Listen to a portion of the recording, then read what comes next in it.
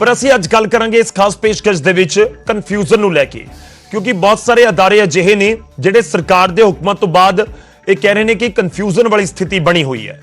ਅਸੀਂ ਉਸ ਦਾ ਜ਼ਿਕਰ ਕਰਾਂਗੇ। ਮਹਿਮਾਨ ਸਾਡੇ ਨਾਲ ਕੋਈ ਜੁੜ ਰਹੇ ਨੇ। ਸਭ ਤੋਂ ਪਹਿਲਾਂ ਉਹਨਾਂ ਦੇ ਨਾਲ ਤਾਰਫ ਤੁਹਾਡਾ ਕਰਵਾਉਂਦੇ ਆ। ਸਾਡੇ ਨਾਲ ਮਨਪ੍ਰੀਤ ਸਿੰਘ ਬਨੀ ਸੰਧੂ ਜੀ ਜੁੜ ਰਹੇ ਕਰਨਗੇ। ਸਾਡੇ ਨਾਲ ਡਾਕਟਰ ਸੀਮਾਂਤ ਗਰਗ ਜੁੜ ਰਹੇ ਨੇ, MD ਮੈਡੀਸਨ ਨੇ, ਤੇ ਸਾਡੇ ਨਾਲ DK ਅਰੋੜਾ ਜੀ ਜੁੜ ਰਹੇ ਨੇ ਜੋ ਕਿ ਹੋਟਲ ਐਸੋਸੀਏਸ਼ਨ ਮੋਹਾਲੀ ਨੂੰ ਰਿਪਰੈਜ਼ੈਂਟ ਕਰਨਗੇ।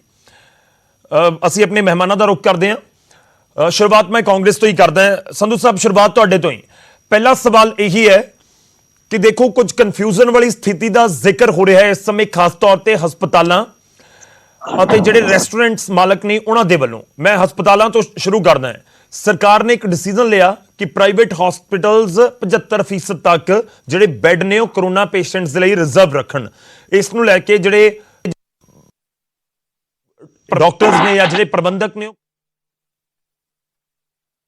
ਕਰੋਨਾ ਪੋਜ਼ਿਟਿਵ ਹੈ ਕਿ ਨਹੀਂ ਹੈ, ਰਿਪੋਰਟ ਤਾਂ ਬਾਅਦ ਦੇ ਵਿੱਚ ਆਉਂਦੀ ਹੈ, ਪਰ ਉਸ ਤੋਂ ਪਹਿਲਾਂ ਕੋਈ ਉੱਥੇ ਲੰਗ ਇਨਫੈਕਸ਼ਨ ਵਾਲਾ ਪਹੁੰਚ ਗਿਆ ਜਾਂ ਕਿਸੇ ਹੋਰ ਬਿਮਾਰੀ ਦੀ ਵਜ੍ਹਾ ਨਾਲ ਉੱਥੇ ਪਹੁੰਚ ਗਿਆ, ਤੇ ਇਸ ਵਿਚਾਲੇ ਫਿਰ ਕਿਵੇਂ ਡਿਸਾਈਡ ਕੀਤਾ ਜਾਏਗਾ ਕਿ ਇਸ ਨੂੰ ਕਿਹੜੀ ਕੈਟਾਗਰੀ ਦੇ ਵਿੱਚ ਰੱਖਿਆ ਜਾਵੇ?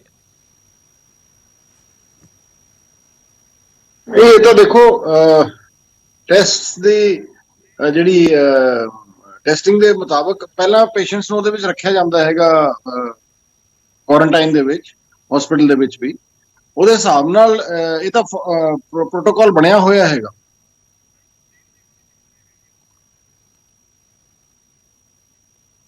ਆਵਾਜ਼ ਨਹੀਂ ਆ ਰਹੀ ਮੈਨੂੰ।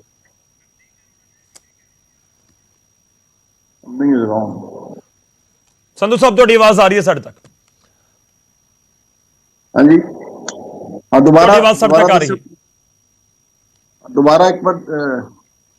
ਜੀ, मैं हॉस्पिटल वाले इशू के उत्ते आ रहे हैं। चलो, मैं तुहाडे कोल वापस आना है, होपफुली कि जिहड़ा कुछ टैक्नीकल ग्लिच है खत्म हो जाए। सर नाल DK अरोड़ा जी जुड़े हुए ने, होटल इंडस्ट्री ਨੂੰ रिप्रजेंट करनगे। अरोड़ा साहब, स्वागत है तुहाडा। हुण सवाल यह है कि होटल जिहड़े इंडस्ट्री है उन्हां नूं की दिक्कतां या फिर ये नवीं गाइडलाइनस नूं लैके की कन्फ्यूजन नज़र आ रहा है? होटल इंडस्ट्री पहले ही बहुत लास्ट ईयर जो कोरोना लॉकडाउन लग गया है उस टाइम बड़ी प्रॉब्लम रही है। होटल इंडस्ट्री बिल्कुल ਤੁਸੀਂ ਇਹ ਸਮਝ ਲਓ ਕਿ ਬਾਟਮ ਤੇ ਪਹੁੰਚ ਗਈ ਹੈ, ਲੇਕਿਨ ਫਿਰ ਵੀ ਸਿਹਤ ਸਭ ਤੋਂ ਪਹਿਲਾਂ ਹੈ।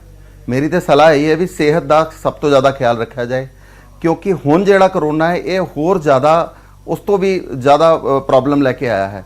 ਪਹਿਲਾ ਕੇਸ 80-90 ਹਜ਼ਾਰ ਹੈਗੇ ਸੀ, ਅੱਜ 2.25 ਲੱਖ ਕੇਸ ਪਹੁੰਚ ਰਹੇ ਹੈ। ਤੇ ਸਭ ਤੋਂ ਪਹਿਲਾਂ ਇੰਡਸਟਰੀ ਨੂੰ ਚਲਾਉਣਾ ਤੇ ਬਹੁਤ ਜ਼ਰੂਰੀ ਹੈ, ਲੇਕਿਨ ਆਪਣੀ ਸਿਹਤ ਦਾ ਖਿਆਲ ਰੱਖਣਾ ਵੀ ਬਹੁਤ ਜ਼ਰੂਰੀ ਹੈ।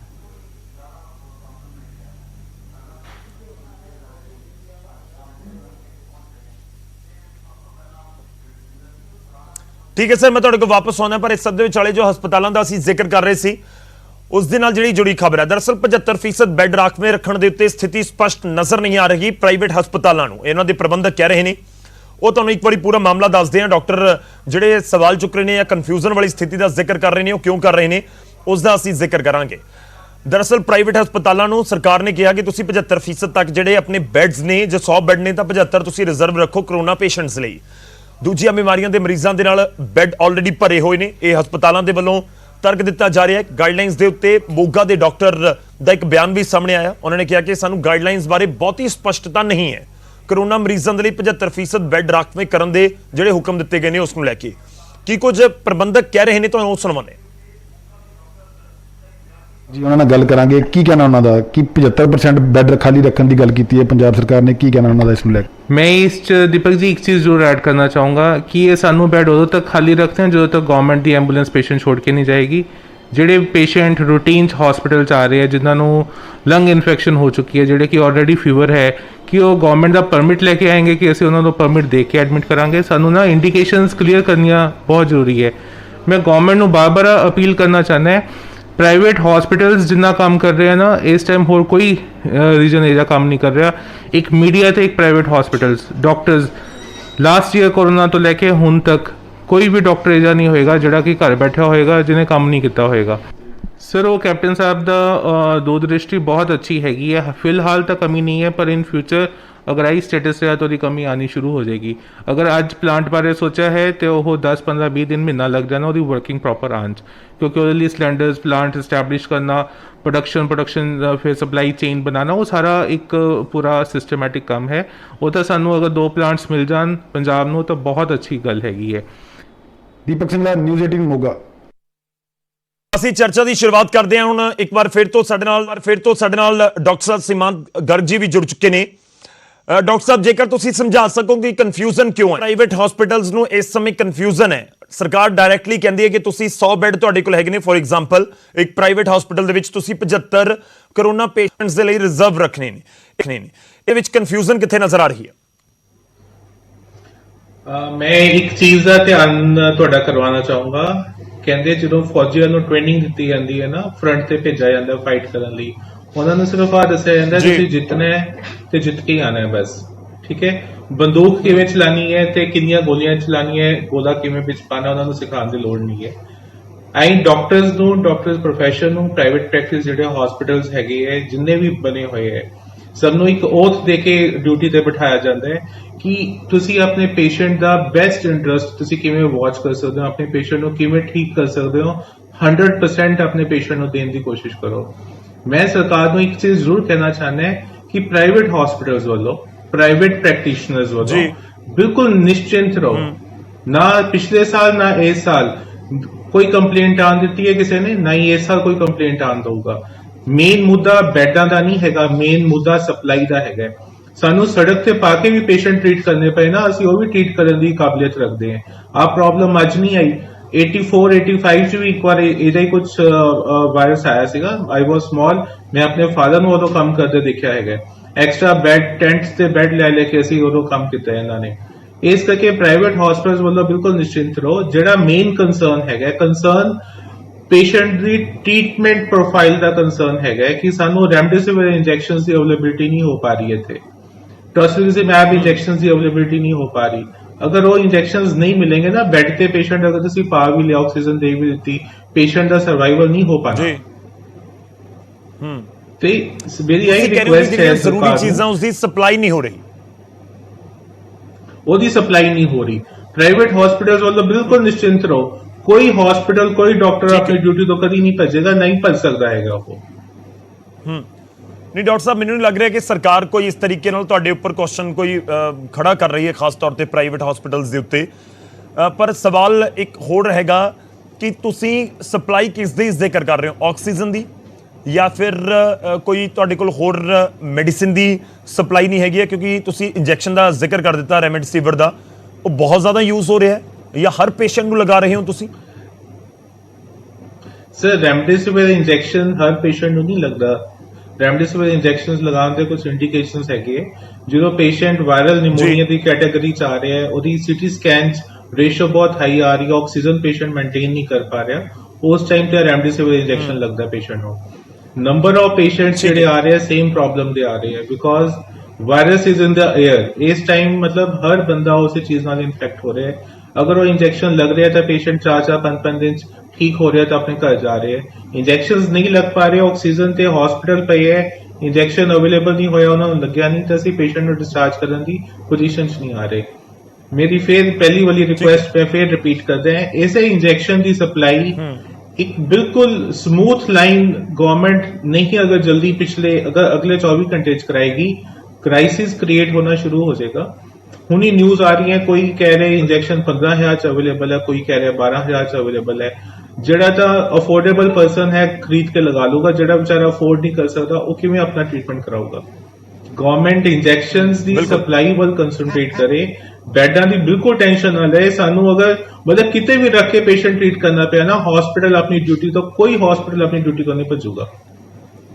ਠੀਕ ਹੈ ਸਰ, ਮੈਂ ਤੁਹਾਡੇ ਕੋਲ ਵਾਪਸ ਆਉਣਾ, ਪਰ 75% ਵਾਲੇ ਸਵਾਲ ਦੇ ਉੱਤੇ ਮੈਂ ਤੁਹਾਡੇ ਕੋਲ ਵਾਪਸ ਆਉਂਗਾ। 75% ਜਿਹੜੇ ਬੈੱਡਸ ਦੀ ਜ਼ਿਕਰ ਹੋ ਰਿਹਾ ਹੈ। ਸੰਧੂ ਸਾਹਿਬ ਇੱਕ ਰਿਐਕਸ਼ਨ ਦੇ ਦਿਓ। ਸੰਧੂ ਸਾਹਿਬ ਸਾਡੇ ਨਾਲ ਕਾਂਗਰਸ ਤੋਂ ਜੁੜੇ ਹੋਏ ਨੇ। ਸਰ, ਸਰਕਾਰ ਸਪਲਾਈ ਨੂੰ ਯਕੀਨੀ ਕਿਵੇਂ ਬਣਾਏਗੀ?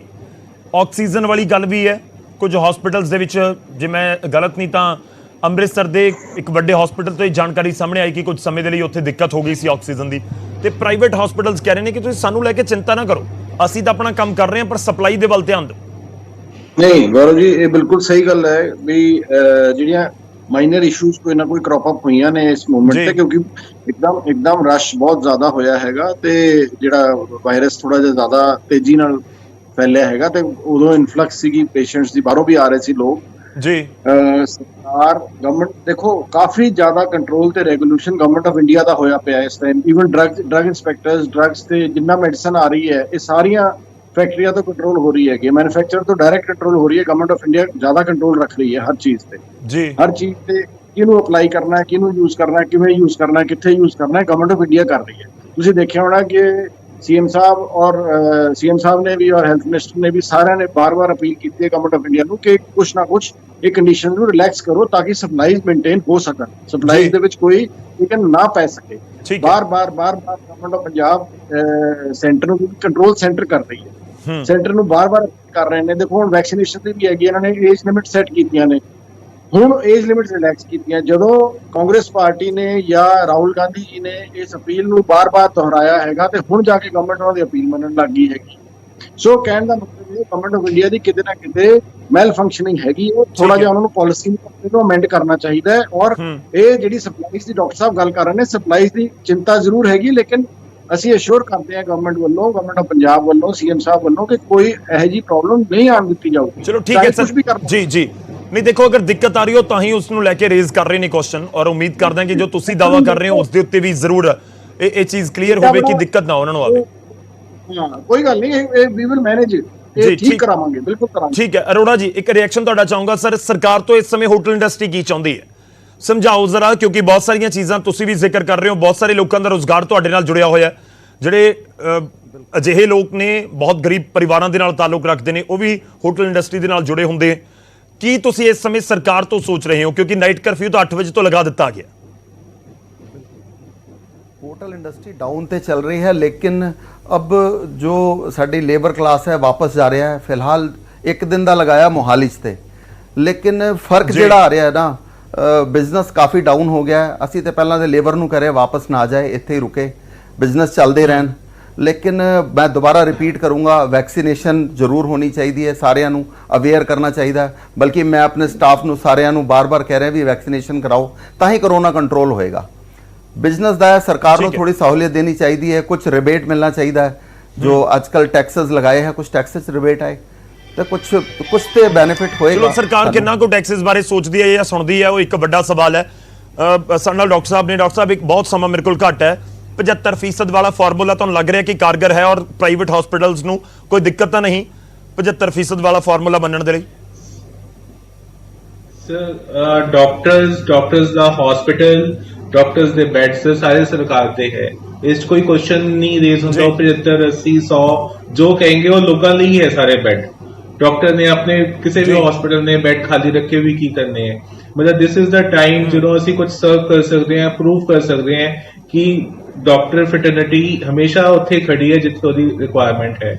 ਮੈਨੂੰ ਸਰਕਾਰ ਤੇ ਇਸ ਚੀਜ਼ ਤੇ ਕੋਈ ਕੁਐਸਚਨ ਨਹੀਂ ਹੈਗਾ, ਉਹ 75 ਕਹਿਣ 80 ਕਹਿਣ 85 ਕਹਿਣ, ਕੋਈ ਕੁਐਸਚਨ ਨਹੀਂ। ਸਵਾਲ ਤਾਂ ਹੀ ਉੱਠਦੇ ਨੇ ਕਿਉਂਕਿ ਬਹੁਤ ਸਾਰੀਆਂ ਸਟੇਟਸ ਦੇ ਵਿੱਚ ਇਸ ਸਮੇਂ ਦਿੱਕਤ ਹੈ, ਉਹ ਤੁਸੀਂ ਵੀ ਦੇਖ ਰਹੇ ਹੋਵੋਗੇ। ਦੇਖੋ, ਵੱਖ-ਵੱਖ ਸਟੇਟਾਂ ਤੋਂ ਜਾਣਕਾਰੀਆਂ ਆਉਂਦੀਆਂ ਨੇ ਕਿ ਲੋਕਾਂ ਨੂੰ ਬੈੱਡ ਨਹੀਂ ਮਿਲ ਰਹੇ ਤੇ ਵੀਆਈਪੀ ਫੋਨ ਕਰਦਾ ਕਿ ਉਸ ਦੇ ਲਈ ਬੈੱਡ ਅਵੇਲੇਬਲ ਹੋ ਜਾਂਦਾ। ਇਸ ਕਰਕੇ ਖਦਸ਼ੇ ਹੁੰਦੇ ਨੇ ਜਿਹੜੇ ਲੋਕਾਂ ਦੇ ਵੱਲੋਂ ਜਤਾਏ ਜਾਂਦੇ ਨੇ, ਤੇ ਸ਼ਾਇਦ ਸਰਕਾਰ ਇਸ ਕਰਕੇ ਡਿਸੀਜਨ ਲੈ ਰਹੀ ਹੈ ਕਿ ਜਦੋਂ 75% ਹੋਣਗੇ ਬੈੱਡ ਖਾਲੀ ਤਾਂ ਫਿਰ ਉਸ ਤਰੀਕੇ ਨਾਲ ਹੀ ਪ੍ਰਾਈਵੇਟ ਹਸਪੀਟਲ ਵੀ ਕੰਮ ਕਰਨਗੇ। ਸਰ ਸਾਡੇ ਕੋਲੇ ਇੱਥੇ ਪੰਜਾਬ 'ਚ ਸਿਵਲ ਹਸਪੀਟਲਸ ਦਾ ਬਹੁਤ ਅੱਛਾ ਇਨਫਰਾਸਟ੍ਰਕਚਰ ਅਵੇਲੇਬਲ ਹੈ। ਸਾਡੇ ਅਗਰ ਡਿਸਟ੍ਰਿਕਟ ਦੀ ਗੱਲ ਕਰੀਏ, ਮੋਗਾ ਡਿਸਟ੍ਰਿਕਟ ਬੜਾ ਅੱਛਾ ਇਨਫਰਾਸਟ੍ਰਕਚਰ ਬੈਡਸ ਅਵੇਲੇਬਲ ਹੈਗੇ ਹੈ। ਉੱਥੇ ਵੀ ਪੇਸ਼ੈਂਟ ਐਡਮਿਟ ਕਰਨ ਦੀ ਪਰਮਿਸ਼ਨਸ, ਉੱਥੇ ਪੇਸ਼ੈਂਟ ਐਡਮਿਟ ਕਰਨ ਦੀ ਫੈਸਿਲਿਟੀਜ਼ ਅਗਰ ਅਸੀਂ ਪ੍ਰੋਪਰ ਕ੍ਰੀਏਟ ਕਰੀਏ ਤਾਂ ਇੱਕ ਸ਼ਹਿਰ 'ਚ ਵੀ ਅਸੀਂ ਆਰਾਮ ਨਾਲ 500 1000 1500 ਪੇਸ਼ੈਂਟ ਨੂੰ ਅਸੀਂ ਰੱਖ ਕੇ ਟ੍ਰੀਟਮੈਂਟ ਕਰ ਸਕਦੇ ਹਾਂ ਈਜ਼ੀਲੀ। ਪ੍ਰਾਈਵੇਟ ਹਸਪੀਟਲਸ ਤਾਂ ਮੈਂ ਪਹਿਲੇ ਦਿਨ ਤੋਂ ਕਹਿ ਰਿਹਾ, ਪ੍ਰਾਈਵੇਟ ਹਸਪੀਟਲਸ ਨੂੰ ਪ੍ਰੂਵ ਕਰਨ ਲਈ, ਵਿਚਾਰਿਆਂ ਨੂੰ ਆਪਣੇ ਆਪ ਨੂੰ ਦਿਖਾਉਣ ਲਈ ਕਿ we are standing over there, ਅਸੀਂ ਜਿਸ ਚੀਜ਼ ਲਈ ਤਿਆਰ ਹੋਏ ਅਗਰ ਅੱਜ ਇਸ ਤੋਂ ਭੱਜ ਰਹੇ ਹਾਂ ਨਾ। ਠੀਕ ਹੈ ਸਰ, ਮੇਰੇ ਕੋਲ ਸਮਾਂ ਖਤਮ ਹੋ ਰਿਹਾ। ਸੰਧੂ ਸਾਹਿਬ ਕੁਝ ਕਹਿਣਾ ਚਾਹ ਰਹੇ ਨੇ। ਸੰਧੂ ਸਾਹਿਬ 20 ਸੈਕਿੰਡਸ ਨੇ ਸਰ, ਪਲੀਜ਼। ਗੌਰਵ ਜੀ, ਮੈਂ ਤਾਂ ਇਹ ਪ੍ਰਾਈਵੇਟ ਹਸਪੀਟਲਸ ਨੂੰ ਵੀ ਇੱਕੋ ਰਿਕੁਐਸਟ ਕਰਨੀ ਹੈ, ਬੇਨਤੀ ਕਰਨੀ ਹੈ, ਔਰ ਇਹ ਕਰ ਵੀ ਰਹੇ ਨੇ, ਬੜਾ ਅੱਛੀ ਸਰਵਿਸ ਨਿਭਾ ਰਹੇ ਨੇ, ਕੋਈ ਐਸੀ ਗੱਲ ਨਹੀਂ ਹੈਗੀ। ਇਹ ਮੈਂ ਤਾਂ ਡਾਕਟਰ ਸਾਹਿਬ ਨੂੰ ਵੀ ਰਿਕੁਐਸਟ ਕਰੂੰਗਾ, ਸਿਵਲ ਪ੍ਰਾਈਵੇਟ ਹਸਪੀਟਲਸ ਵਾਲਿਆਂ ਨੂੰ, ਸਾਰਿਆਂ ਨੂੰ, ਕਿ ਇਹ ਹਿਊਮੈਨਿਟੀ ਦੀ ਸਰਵਿਸ ਕਰਨ ਦਾ ਸਮਾਂ ਹੈਗਾ। ਔਰ ਇਹਦੇ ਵਿੱਚ ਇੱਕ ਐਕਸਟਰਾ ਸਟੈਪ ਵੀ ਲੈਣਾ ਪੈਂਦਾ ਹੈ, ਜਿਵੇਂ ਡਾਕਟਰ ਸਾਹਿਬ ਨੇ ਕਿਹਾ ਹੈਗਾ ਖੁਦ ਵੀ, ਉਹ ਕਰਨਾ ਚਾਹੀਦਾ ਹੈ। ਇਟ ਇਜ਼ ਅ ਜੀ। Service to humanity. ਆਪਾਂ ਪੰਜਾਬ ਦੇ ਵਸਨੀਕ ਹੈ, ਪੰਜਾਬ ਦੀ ਸੇਵਾ ਅੱਜ ਕਰਨ ਦਾ ਪਰਮਾਤਮਾ ਨੇ ਮੌਕਾ ਦਿੱਤਾ ਹੈਗਾ। ਇਸ ਸੇਵਾ ਨੂੰ ਨਿਭਾਉਣਾ, ਤਹਿ ਦਿਲੋਂ ਨਿਭਾਉਣਾ ਸਭ ਦੀ ਡਿਊਟੀ ਬਣ ਰਹੀ ਹੈ। ਠੀਕ ਹੈ ਸੰਧੂ ਸਾਹਿਬ, ਸ਼ੁਕਰੀਆ, ਧੰਨਵਾਦ ਸਾਡੇ ਨਾਲ ਜੁੜਨ ਦੇ ਲਈ। ਡਾਕਟਰ ਸਾਹਿਬ ਤੁਹਾਡਾ ਵੀ ਅਰੋੜਾ ਜੀ ਤੁਹਾਡਾ ਵੀ ਧੰਨਵਾਦ ਸਾਡੇ ਨਾਲ ਜੁੜਨ ਦੇ ਲਈ। ਅਸੀਂ ਕੋਸ਼ਿਸ਼ ਕੀਤੀ ਹੈ ਕਿ ਜਾਣ ਸਕੀਏ ਕਿ ਇਸ ਸਮੇਂ ਪ੍ਰਾਈਵੇਟ ਹਸਪੀਟਲਸ ਕੀ ਸੋਚ ਰਹੇ ਨੇ। ਇੱਕ ਤਾਂ ਡਾਕਟਰ ਸਾਹਿਬ ਦੀ ਗੱਲ ਦੇ ਵਿੱਚੋਂ ਬਹੁਤ ਕਲੀਅਰ ਹੁੰਦਾ ਹੋਇਆ ਨਜ਼ਰ ਆਇਆ ਕਿ ਉਹਨਾਂ ਨੂੰ ਇਹ ਖਦਸ਼ਾ ਹੈ, ਜਾਂ ਉਹਨਾਂ ਨੂੰ ਇਹ ਲੱਗ ਰਿਹਾ ਕਿ ਕਿਤੇ ਨਾ ਕਿਤੇ ਪ੍ਰਾਈਵੇਟ ਹਸਪੀਟਲਸ ਦੇ ਉੱਤੇ ਵੀ ਉਂਗਲਾਂ ਚੁੱਕੀਆਂ ਜਾ ਰਹੀਆਂ ਨੇ। ਖੈਰ, ਪੰਜੋਂ ਉਂਗਲਾਂ ਬਰਾਬਰ ਨਹੀਂ ਹੁੰਦੀਆਂ। ਬਹੁਤ ਸਾਰੇ ਹਸਪੀਟਲਸ ਦੇ ਉੱਤੇ ਉਂਗਲਾਂ ਚੁੱਕੀਆਂ ਜਾਂਦੀਆਂ ਨੇ, ਖਾਸ ਤੌਰ ਤੇ ਬਿੱਲ ਨੂੰ ਲੈ ਕੇ ਕਿ ਲੰਬੇ ਚੌੜੇ ਬਿੱਲ ਬਣਾ ਦਿੱਤੇ ਜਾਂਦੇ ਨੇ। ਤੇ ਦੂਜੇ ਪਾਸੇ ਹੋਟਲ ਇੰਡਸਟਰੀ ਵੀ ਸਰਕਾਰ ਦੇ ਵੱਲ ਤਾਂ ਦੇਖ ਰਹੀ ਹੈ ਕਿ ਸਰਕਾਰ ਕੁਝ ਕਰੇ। ਜੇ 8 ਵਜੇ ਤੁਸੀਂ ਕਰਫਿਊ ਲਗਾ ਦਿੱਤਾ ਰਾਤ ਨੂੰ, ਤਾਂ ਇਸ ਦਾ ਮਤਲਬ ਜਿਹੜੇ ਲੋਕ ਡਿਨਰ ਦੇ ਲਈ ਬਾਹਰ ਜਾਂਦੇ ਨੇ ਉਹ ਨਹੀਂ ਜਾਣਗੇ। ਤੇ ਜਦੋਂ ਕਰੋਨਾ ਦਾ ਕਹਿਰ ਹੋਵੇ ਤੇ ਇਸ ਵਿਚਾਲੇ ਲੋਕ ਇਹਤਿਆਤ ਵੀ ਵਰਤਣ ਲੱਗ ਜਾਂਦੇ ਨੇ। ਉਹ ਵੀ ਇੱਕ ਬਹੁਤ ਵੱਡਾ ਪੁਆਇੰਟ ਹੁੰਦਾ ਹੈ। ਉਮੀਦ ਕਰਾਂਗੇ ਕਿ ਸਰਕਾਰਾਂ ਹਰ ਚੀਜ਼ ਨੂੰ ਸੋਚਦੇ ਹੋਏ ਅੱਗੇ ਵਧਣਗੀਆਂ, ਡਿਸੀਜਨ ਲੈਣਗੀਆਂ ਤੇ ਅਸੀਂ ਕਰੋਨਾ ਦੇ ਖਿਲਾਫ ਇਹ ਜੰਗ ਜਿੱਤਾਂਗੇ। ਇਸ ਗੱਲਬਾਤ ਦੇ ਵਿੱਚ ਇੰਨਾ ਹੀ। ਤੁਸੀਂ ਬਣੇ ਰਹੋ ਨਿਊਜ਼ 18 ਪੰਜਾਬ ਦੇ ਨਾਲ।